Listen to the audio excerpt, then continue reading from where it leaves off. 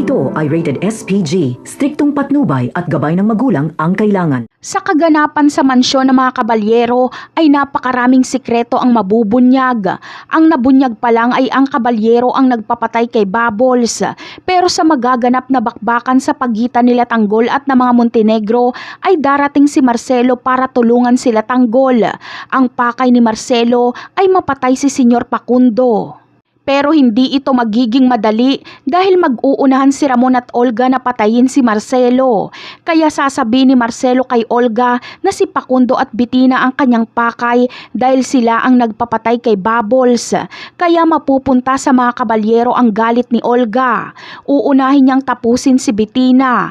Paaminin niya si Bettina at aamin naman ito.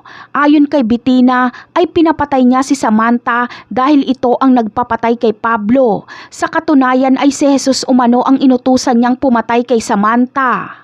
Kaya naman, ngayon ay alam na ni Olga na si David ang pumatay kay Bubbles.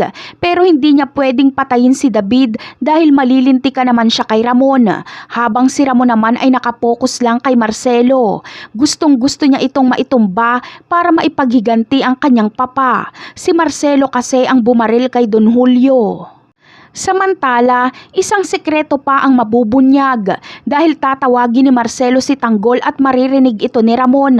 Kaya hihinto ang mundo ni Ramon dahil ang tinawag na Tanggol ay ang lalaking kamukha niya na tumangay kay Mokang. Dito na makikilala ni Ramon na ang misteryosong lalaki na sumasalamin sa kanyang sarili ay anak niya pala. Kaya hindi niya ito ituturing na kalaban. Abangan na lang natin ang mga susunod na kaganapan. Bye!